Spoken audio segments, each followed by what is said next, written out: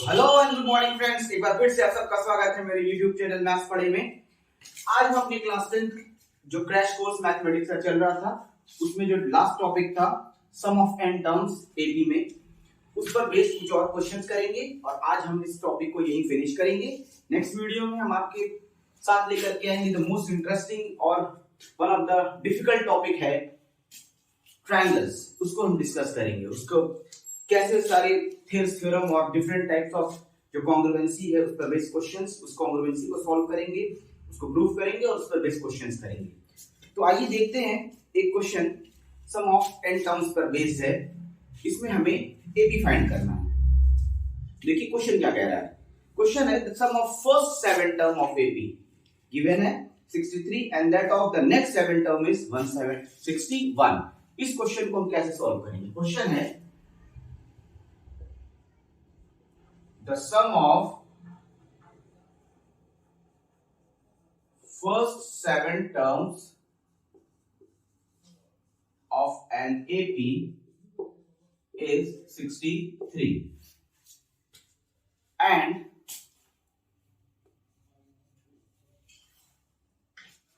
that of its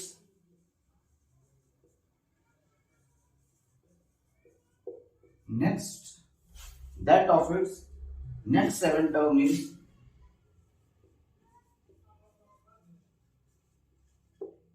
161. Find the AP. अब देखिए formula जो हमारा एसएन था वो फर्स्ट एन टर्म्स के लिए था। ये जो नेक्स्ट एन टर्म्स की बात हो रही है इसके लिए एज सच कोई फॉर्मूला नहीं दिया गया है, बट जब भी फॉर्मूला अप्लाई होता है starting from first term to that any particular term की बात होती है। तो फर्स्ट 7 टर्म के लिए तो हम आराम से इजीली फॉर्मूला लिख लेंगे। जो नेक्स्ट 7 टर्म है उसके लिए कोई डायरेक्ट फॉर्मूला नहीं है, उसमें हम क्या करेंगे 7 + 7 14 टर्म्स का सम, ये 63 और ये 161 224 लेकर के करेंगे। दो इक्वेशन बनाएंगे और उसको सॉल्व कर लेंगे। अब देखिए क्या है क्वेश्चन में दिया क्या है S7 7/2 2a 7 - 1 into d। थोड़ा इसको सॉल्व करें।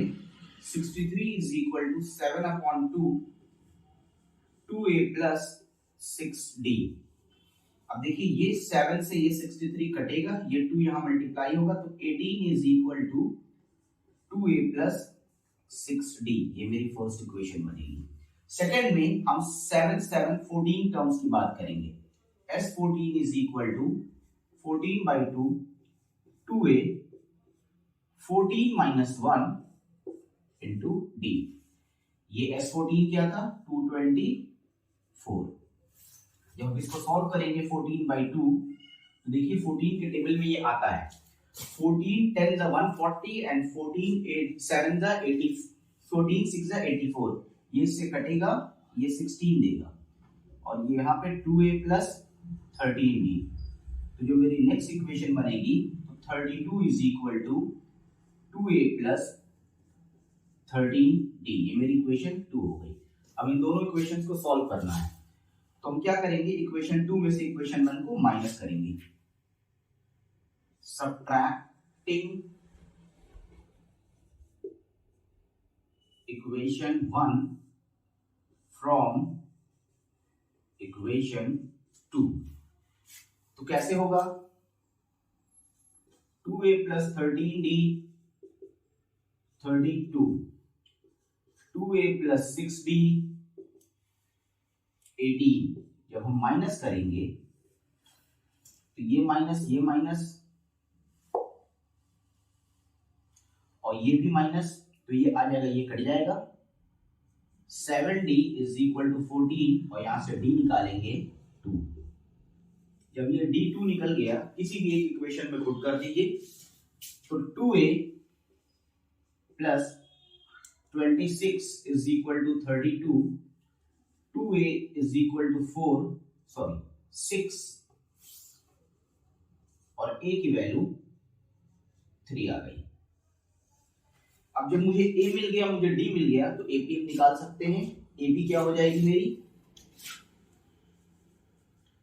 AP is equal to 2 comma 2 plus 3 5 comma 5 plus 3 8 and so on। ये मेरी AP निकल के आ जाएगी। इस तरह से हम इक्वेशन बना करके और सॉल्व करेंगे और A और D की वैल्यू फाइंड करेंगे और हम अपना AP को लिख देंगे। अब नेक्स्ट क्वेश्चन इस पर जो है वो देखिए किस तरह का है। Next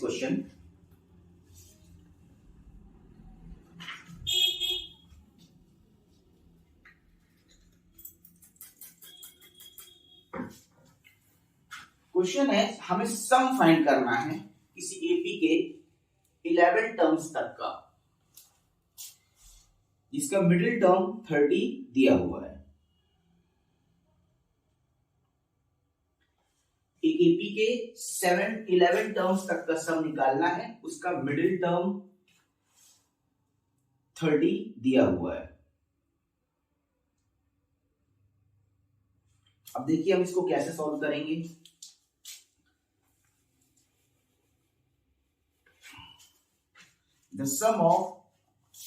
Find the sum of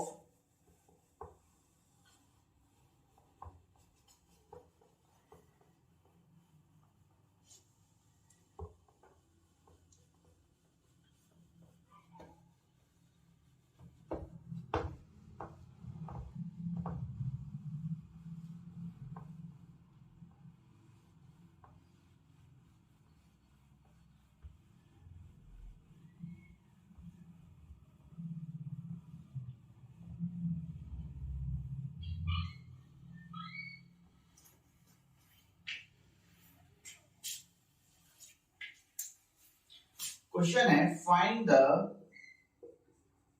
some of all 11 terms.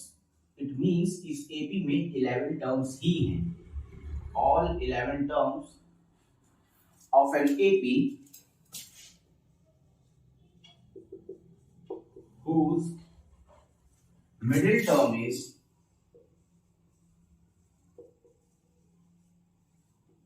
30। अब इस क्वेश्चन को अगर आप देखिए, odd number of terms odd हैं, तो middle term is equal to 11 plus 1/2 एथ टर्म, जो कि आएगा 6th टर्म। अब according to question 6th term एक एपी का क्या होता है, a प्लस 5d।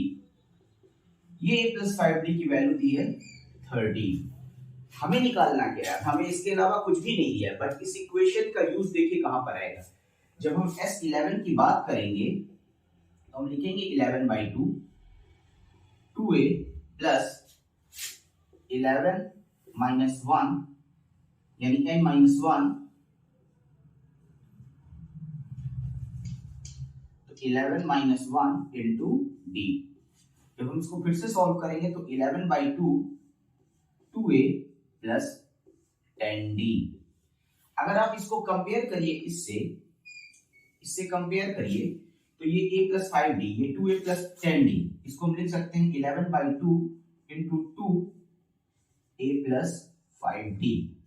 ये 2 से ये 2 कट गया, 11 इंटू इसकी वैल्यू पहले से दी थी 30, ये हो गया 330। S11 की वैल्यू क्या आ गई 330। इस तरह से हम अपने 11 टर्म्स का सम फाइंड कर लेंगे। देखिए हमें कुछ भी नहीं करना पड़ा, बस इस इक्वेशन में a प्लस डी की वैल्यू 5d की वैल्यू निकाल के इसमें पुट कर दी गई। एक और क्वेश्चन देखते हैं इस पर।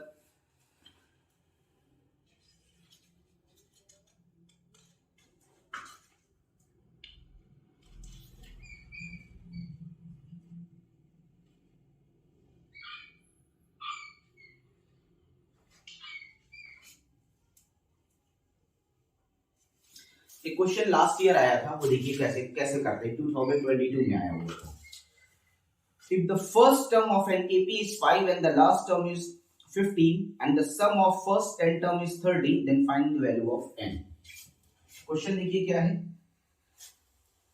First term of an AP is given and the last term is given and the sum of first n term is given। We have to find that value of n. It's not a difficult one, it's easy one. We will see how we will proceed in this question and solve. The question is, if the first term of an AP is 5 and the last term is 15 and the last term is 15 and the sum of first n term and the sum of first n terms is 30.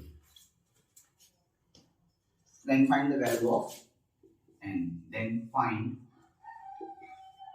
n. अब इस question को देखिए हमें कैसे करना है. हमारे पास क्या क्या गिवन है. क्वेश्चन में हमें गिवन है a, हमें गिवन है l, हमें गिवन है Sn. फॉर्मूले में आते हैं. Sn is equal to n by 2 a plus l. Sn is given 30 and I am not knowing. I am knowing my a, I am knowing my l.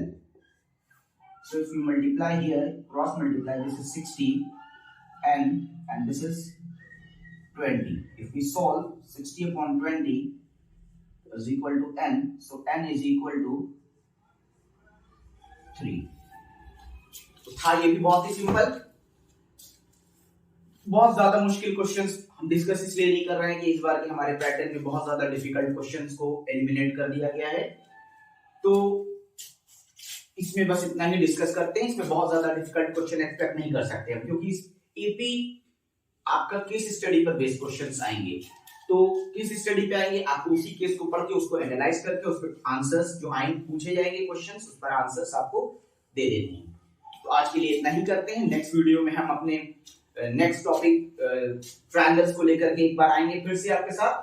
Please उस पर focus बहुत ज्यादा करिएगा, उसमें समझिएगा कैसे थियरम थ्योरम का proof होता है और जो भी A similarity, SSS similarity and SCS similarity से हम प्रूफ करेंगे सारे तीनों प्रूफ को, और उसके बाद उस पर बेस्ड क्वेश्चंस करेंगे. उसको मिस मत करिएगा प्लीज. मेरे वीडियो को प्लीज जैसे आप जिस तरह से प्यार दे रहे हैं, उसको शेयर कर रहे हैं, उसको सब्सक्राइब कर रहे हैं, वैसे आगे भी करते रहिए. उसको देखिए प्लीज, हेल्प करेगा. और ज्यादा लोगों को शेयर करिए जिससे कि ज्यादा स्टूडेंट्स बोर्ड के इसका बेनिफिट ले सके. तब तक के लिए बाय बाय.